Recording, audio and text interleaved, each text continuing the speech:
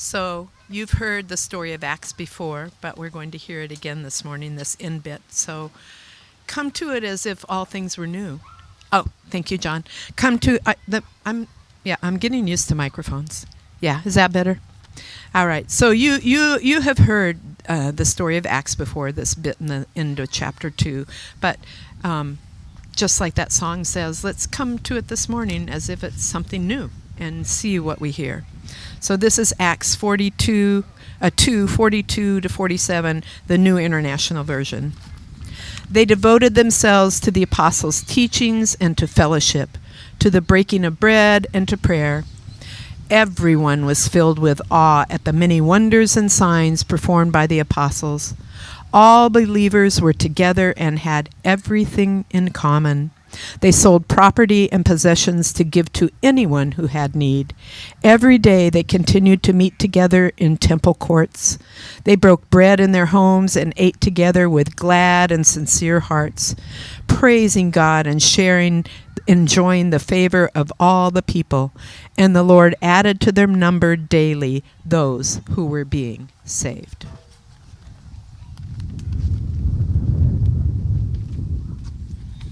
Thank you, Catherine. Good morning. It is a beautiful day. It will just get a little hotter. I think everybody tried to stay in the shade this morning. This passage that was just read at the very end of Acts is one that had a lot of effect on Lauren and I. It's something that we were shaped by, and in some ways it's the passage that ended up bringing us to the Mennonite church. We heard this as a very intentional communities is a way people refer to religious orders that exist outside of more larger churches, right? So an intentional community could be its own church or it could be part of another church. It's people who live together. Sometimes it's in the same house, sometimes in the same neighborhood. And intentional communities is something that Lauren and I were very interested in when we were part of Solomon's Porch. It's something we pursued deeply. When I hear this scripture, there's a certain rawness to it, right? Just kind of presented so quickly. It's really short. It's very deep. It runs against so much of what American Christianity stands for, it seems. But it's very precise. It's real, it's tangible, it's something you can hold on to, right? There's a lot of Christianity that leads to more questions. What should I do? How should I do? And this is one that just seems real straightforward, okay? Live together, share everything in common, pray all the time, share the bread together, break bread together. It gives us something to do. Acts 2 says here, do this. This is a way to be faithful. And you should share your stuff, as we talked about.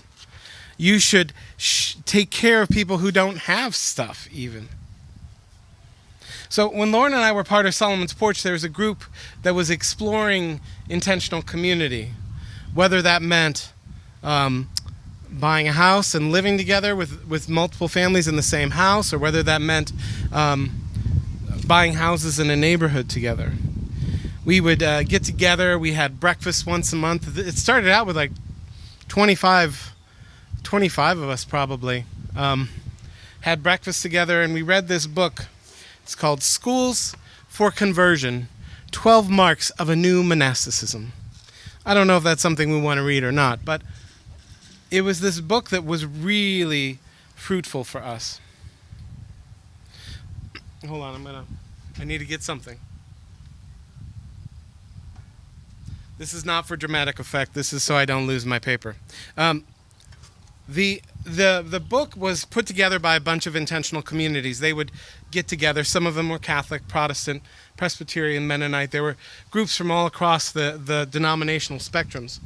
And they came up with these sort of rules, which is, if you're part of some sort of intentional community, rules doesn't have the same harshness, right, that we hear. It's just part of the order. It's how we function. It's what's important to us. How do we treat each other? And the rules that they came up with, the 12 marks, they use the word marks, were relocation to abandoned places of empire. So many of these communities, like Simple Way in Philadelphia, moved into neighborhoods that were decimated, that were impoverished. They relocated to abandoned places of empire. It was their way of coming up with a set of rules for 2005. I guess it was 16 years ago now, huh? Huh, Lauren, we're getting old.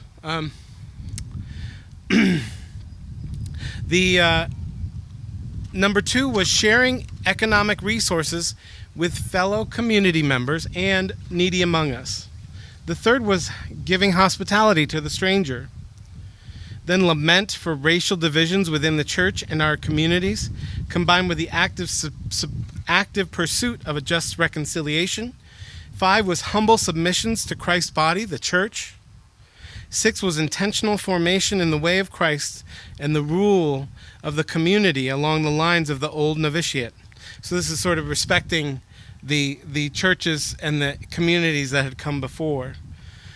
Nurturing common life among members, right? So that'd be meals together. It sort of parallels the things that we hear in Acts. Support for celibate singles alongside monogamous married couples and their children. Geographical proximity to community members who share a common rule of life, right? So an effort was made to live close to each other. Care for the plot of God's earth given to us, along with support of local economies, right? Peacemaking in the midst of violence and conflict. And commitment to a disciplined and contemplative life. So these were things that we were reading about and processing, and it was really flowed out of Acts chapter 2 as something that just inspired us and planted a bit of a fire in us. The different chapters in these books about each of these 12 rules were written by communities. So there's a place called Rutba House that's out on the East Coast. There's Simple Way in Philadelphia. They wrote a chapter with Shane Claiborne. He wrote that chapter. Reba Place is the Mennonite community that was part of this group, and they wrote a chapter. And as we were exploring these concepts together as a group, we decided to take a trip to Reba Place, which is in Evanston, Illinois, just a little bit outside of Chicago. And the visit was transformational. There are 2 reasons. The first is Lauren and I realized we were Mennonites there. Being in this community of Mennonites, we realized that many of the things that we had prioritized, that not many other churches prioritize, like the priesthood of all believers, or the importance of forgiveness and kindness, or the devotion to reconciliation, or the idea to live simply. These things that were priorities in Mennonite communities were things that we found in the Gospels. But so while we were there, we were also transformed by the time with that community. It was a spirit-bathed community is the only way to say it. You just felt like these people were working hard to hear God and be faithful. Now, this community, Reba Place, has these, at least now in their incarnation in 2007 or 8, I forget when it was we went there, but there were 3 ways to be in it. Sort of, the first was you were very peripheral. You were part of the community. You may worship with the church. You're trying it out. The second is you're sort of halfway in. You're a little bit more invested. Maybe you live in a property that they own, but you might still pay rent and have your own bank account. But the third one, the one that freaked us all out the most, was that you shared a common purse. Can any, I mean, how disturbing is that to think about, right?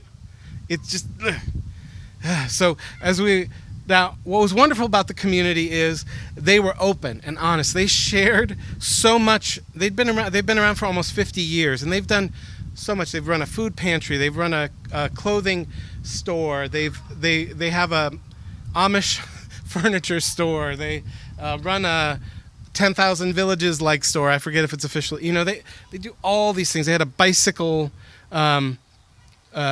salvage yard where they kept old bicycles and helped people repair stuff. I mean, this group had really done all they could to maximize their service in the community. It was phenomenal.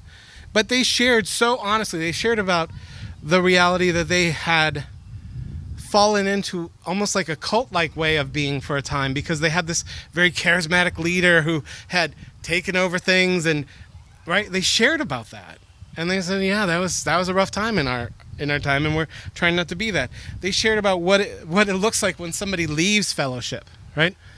Leaves a common purse, those kind of things.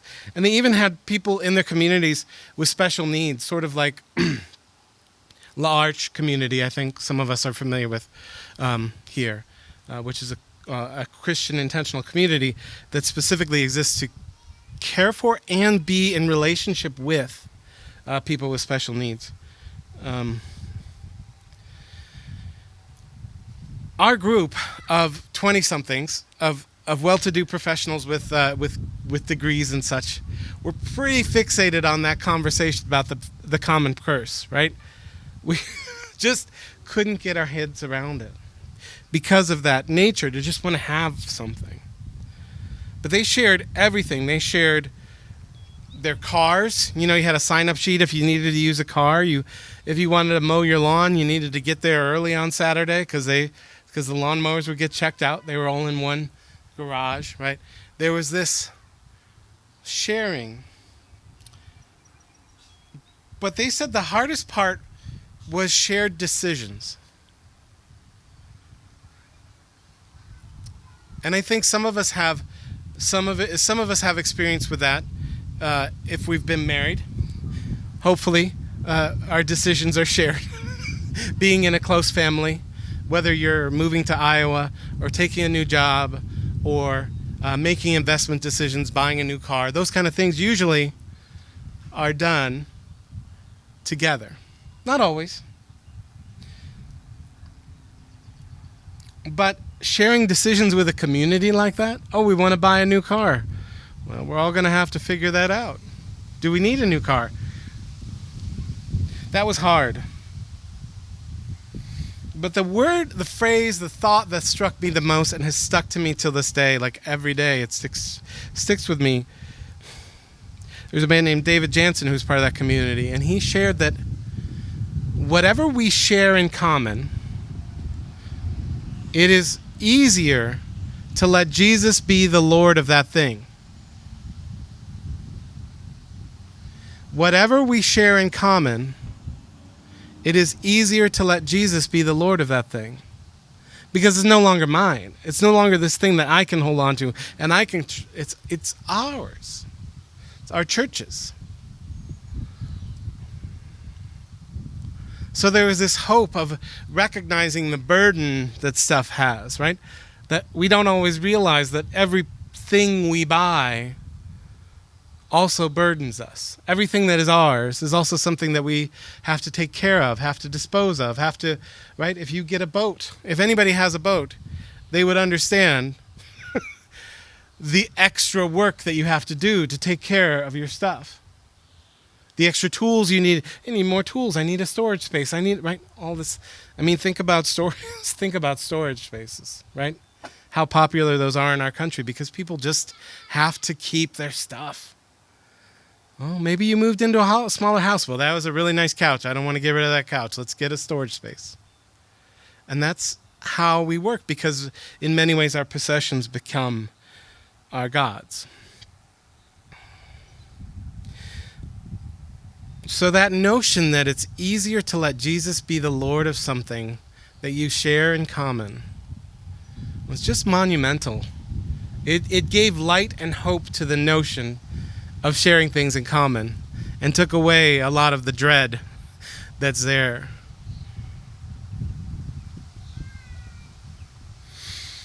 So I invite you into that space to consider how that strikes us, how that strikes Cedar Falls Mennonite Church. What does that mean to us? How does that inform the way we live together? I don't know. I don't know.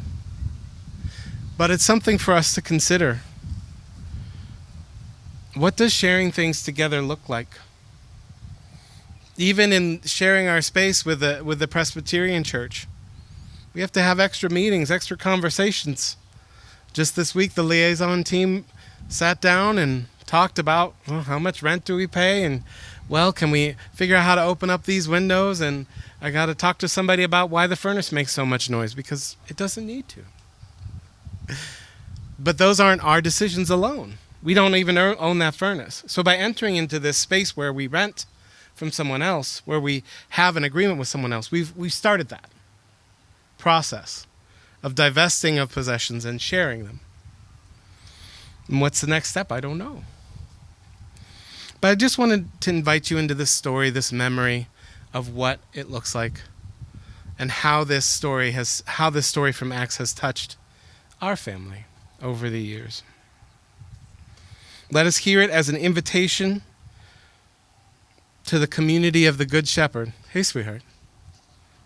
What's up, Jasper? I'm glad you're here. Well, I'm talking to everybody.